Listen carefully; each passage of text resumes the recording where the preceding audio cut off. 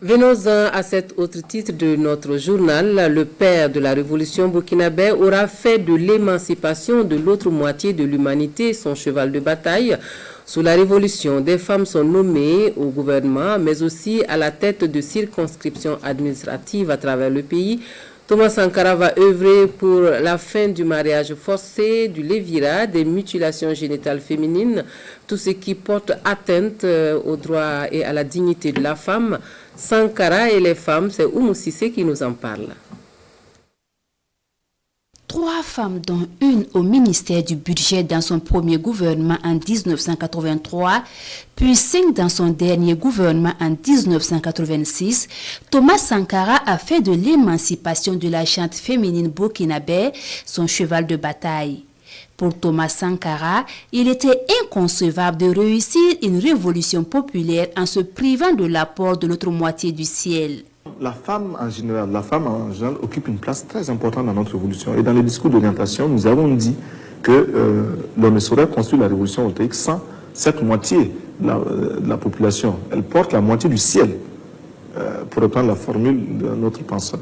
En plus de la nomination des femmes dans le gouvernement, les préfectures et dans les comités de défense de la révolution, Thomas Sankara va plus loin.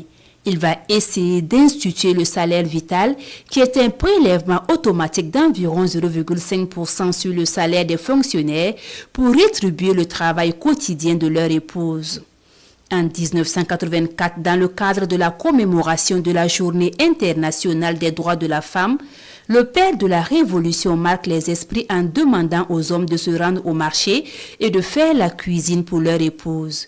Il va également instituer une fois par mois une journée dénommée les Burkinabés au marché et aux fourneaux. Cette journée avait pour objectif de libérer les femmes de leurs tâches ménagères le temps d'une journée, mais aussi de permettre aux hommes de connaître le prix et les valeurs des produits sur le marché. Et il était le premier à l'appliquer pour montrer l'exemple.